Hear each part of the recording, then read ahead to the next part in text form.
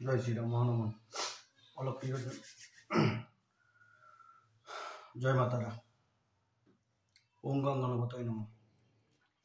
আজ 31শে মে 2025 শনিবার 16 জ্যৈষ্ঠ সকাল 9:20 গোচর হ্যাঁ আজকে যেহেতু সময় নিয়ে শুরু করেছি গোচর নিয়েই বলবো ভাবছি, দেখা যাক কতক্ষণ বলার।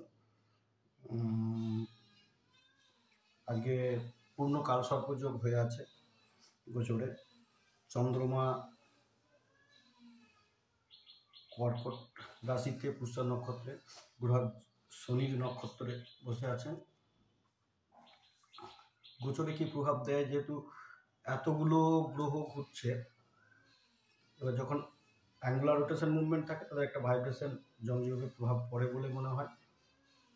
আমি যা কিছু বলবো আমার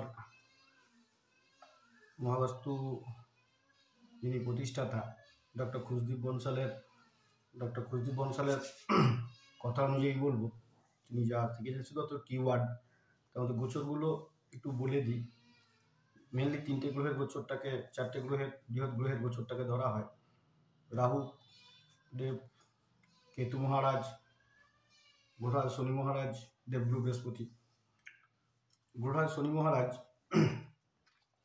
29শে মার্চ 2025 মীন রাশিতে গোচর করেছেন। উনি থাকবেন 3রা জুন 2027 সাল পর্যন্ত।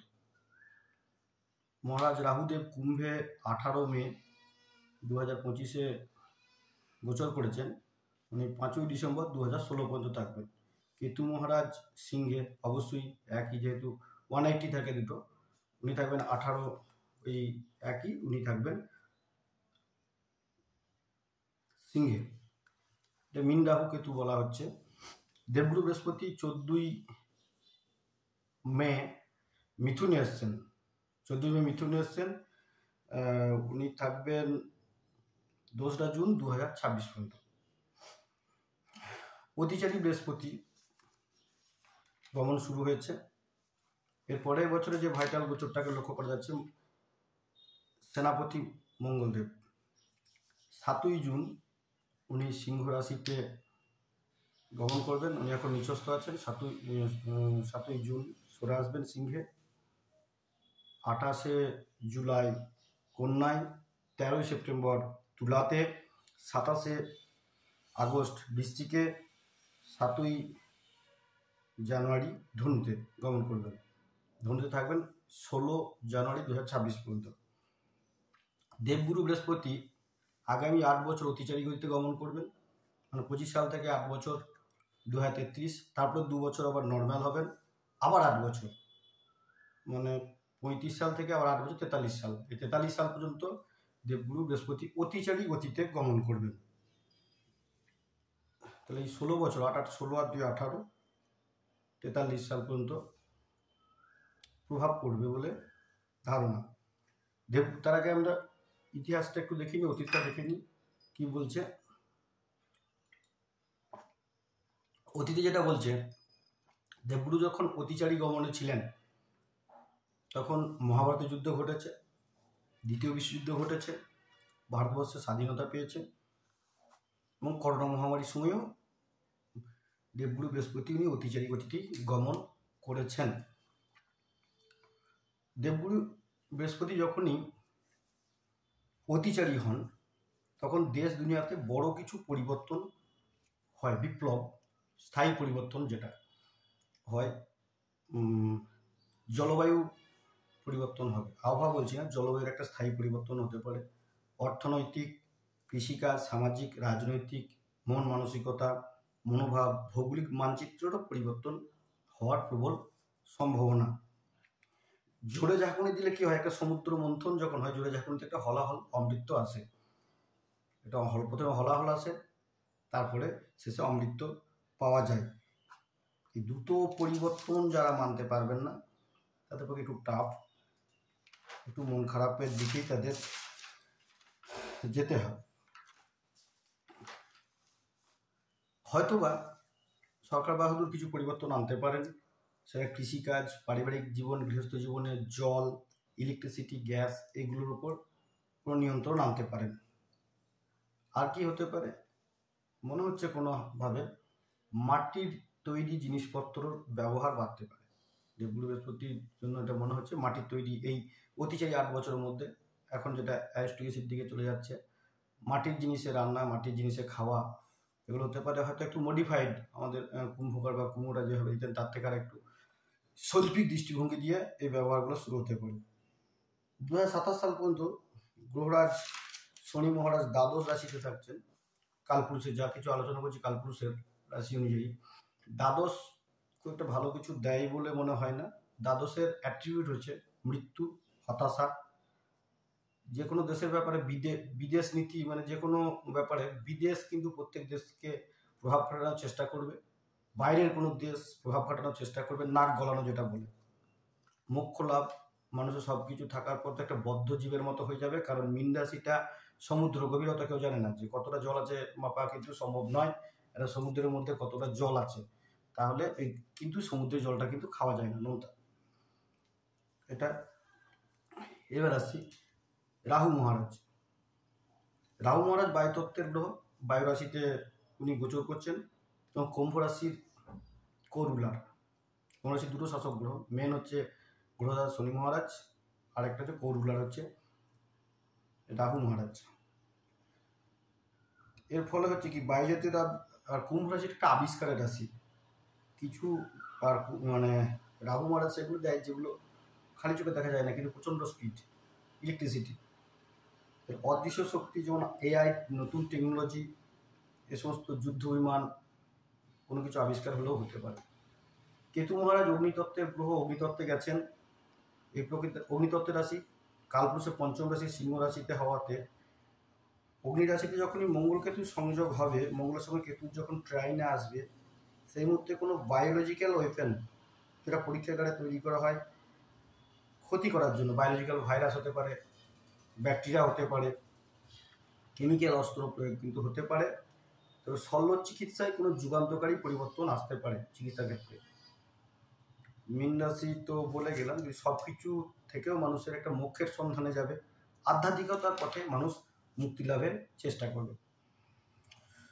রবি সিংহ থেকে ধনুতে গমন করাকালীন যেটা হবে, এই যে 6ই জুন 7ই জুন যখনই মঙ্গলদেব গোচর করবেন, তারপর থেকে যেটা শুরু হয়ে যাবে রাহু মঙ্গলের মধ্যে দৃষ্টি বিনিময়, শনি মঙ্গল রাহু এগুলোর মধ্যে কানেকশন,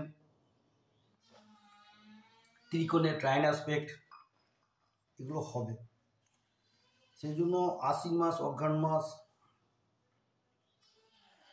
সব থেকে মানে 7ই জুন থেকে 16 জানুয়ারি এই সময়টা কিন্তু নট গুড। বিশেষ করে 7ই জুন থেকে 13 সেপ্টেম্বর, 7ই জুন থেকে 13 সেপ্টেম্বর আবার বলছি, এবং 27শে অক্টোবর থেকে 16 জানুয়ারি এই সময়টা এই মানে 45-90 দিন এটা একটা ঘটতে পারে। কারণ সেনা কোনো না কোনো কারণে রবি মঙ্গলের যুক্ত হচ্ছে, আর মঙ্গল কোনো না কোনোভাবে অ্যাফ্লেক্টেড হয়ে থাকছে গ্রহ, মানে শনির দৃষ্টি দ্বারা, রাহুর দৃষ্টি দ্বারা, ভাইরাপরস্পর দৃষ্টি, এ সমস্ত করতে পারে। এবার যেটা আসছে যে দেবগুরু বৃহস্পতিকে নিয়ে আর একটু বলে দিই। দেবগুরু বৃহস্পতি মিথুনে থাকা অবস্থায় নবম পঞ্চম দৃষ্টি যেটা হচ্ছে সেটা হচ্ছে রাহু সঙ্গে 1 বছর এরকম চলবে। বৃহস্পতি আমাদের 3টে জিনিস দেন, ধর্ম, স্বাস্থ্য, অর্থ, এর কারক গ্রহ। বুধের ঘরে বুধ যে তথ্য, রাহু হচ্ছে ছায়া, গুজব, মায়া। 2026 সালের 2রা জুন পর্যন্ত ধর্মশাস্ত্র, অর্থ সংক্রান্ত বিশেষ ব্যাপারে কোনো গুজব ছড়ানোর সম্ভাবনা থাকতে পারে, যা সমাজ মাধ্যমে ঝড়ের গতিতে ছড়িয়ে যেতে পারে। উক্ত তথ্য জ্ঞান সম্পর্কে সমাজকে বিভ্রান্ত করতে পারে, যা তাই এই সমস্ত কোনো তথ্য পুরোপুরি যাচাই না করে সমাজ মাধ্যমে পোস্ট না করাই ভালো। Without checking the fact we should avoid the post related religion, ধর্ম সংক্রান্ত, অর্থ সংক্রান্ত, স্বাস্থ্য সংক্রান্ত সোশ্যাল মিডিয়ায় পোস্ট করা থেকে বিরত থাকলে ভালো। আর বুধ হচ্ছে দত্তক গ্রহ, মিথুন রাশি দত্তক রাশি সবাই জানেন। জুপিটার হচ্ছে ধর্ম, অর্থ এবং স্বাস্থ্য, এই 3টে দেখে। রাহুদেব মায়া, ভ্রম, গুজব এগুলো কিন্তু করে, এবং বায়ু রাশিতে প্রচণ্ড ভাইরাল হয় জিনিসটা। তাহলে অনেক সময় যা দেখা যায় সেটা হয় না, অনেক সময় যা হবে সেটাও দেখা যাবে না। আর একটা বলি, গ্রহরাজ শনি মহারাজ ছাড় দেন কিন্তু ছেড়ে দেন না, যেহেতু এত বৃহৎ গ্রহগুলো ঘূর্ণয়মান, তার প্রভাব কিন্তু থাকবে। আর এই আগামী 8 বছর দেবগুরু বৃহস্পতি অতিচারী হওয়ার ফলে কোনো না কোনো গ্রহ বা উপগ্রহে হয়তোবা প্রাণের সন্ধান পাওয়াও যেতে পারে। আবার বলছি যে বৃহস্পতি রাহু যেহেতু যুক্ত হয়ে আছে, তাই ধর্মীয় ব্যাপার, অর্থনৈতিক ব্যাপার এবং স্বাস্থ্য সংক্রান্ত কোনো ব্যাপারে গুজব ছড়াতে পারে, এবং সেটা ঝড়ের গতিতে ভাইরাল হতে পারে। রাহু ভাইরাল করায়, যেটা হয়তো পরে দেখা গেলো এটা আদৌ নয়। তাই এই সমস্ত তথ্য এর থেকে বিরত থাকতে হবে। ভাইটাল ডেট হচ্ছে 7ই জুন 2025 থেকে 13 সেপ্টেম্বর। 7ই জুন মানে তার সপ্তাহখানিক পরই, 7ই জুন থেকে 13 সেপ্টেম্বর। আর 27শে অক্টোবর থেকে জানুয়ারি, মানে মেনলি হচ্ছে নভেম্বর মাস থেকে 45 দিন। আর এই জুন মাসটা জুন, জুলাই, আগস্ট, সেপ্টেম্বর, মানে জুন তো বেরিয়ে গেল, জুন, জুলাই, আগস্ট, সেপ্টেম্বর, মোটামুটি ভাদ্র মাস পর্যন্ত একটু সাবধান থাকতে হতে পারে। দেশ দুনিয়াতে প্রভাব হতে পারে, যুদ্ধ ভাব দেখা যাক কতদূর হয়। আবার সংক্ষেপে একবার বলে দিই, গ্রহরাজ শনি মহারাজ দ্বাদশ রাশিতে, মোক্ষের কারক গ্রহ, লস, বৈদেশিক নীতি, মৃত্যু, ডেথ যেটা হয়, ডিপ্রেশন। দেবগুরু বৃহস্পতি মিথুনে থাকাতে রাহু মহারাজের সঙ্গে ট্রাইন অ্যাসপেক্ট হচ্ছে, পরস্পর দৃষ্টি বিনিময় হচ্ছে, নবম পঞ্চম দৃষ্টি। এই সমস্ত কোনো সমাজ মাধ্যমে কোনো জিনিস ঝড়ের গতিতে ভাইরাল হতে পারে, সেটা ধর্ম, অর্থ ও স্বাস্থ্য সম্পর্কে গুজব ছড়াতে পারে, মায়াবী মানে একটা জ্ঞানকে ওভারশ্যাডো করে দিতে পারে। কেতু মঙ্গল যখনই রবির সঙ্গে যুক্ত হবে, মঙ্গল এমনিতেই পীড়িত মঙ্গলদেব, তখন একটা যুদ্ধ ভাব, মিলিটারি শাসন, সেনা বিভাগ এগুলোকে আরও উত্তেজিত করবে। আজ আমাদের এইটুকুই থাক। সবাই ভালো থাকুন, সুস্থ থাকুন। প্রত্যেককে নমস্কার। প্রত্যেকের হৃদয়ে বসে থাকা অন্তরাত্মাকে আমি জানাই প্রণাম। ওম গণপতয়ে নমঃ। সবাই ভালো থাকুন, আনন্দে থাকুন, সুস্থ থাকুন, খুশিতে থাকুন। নমস্কার।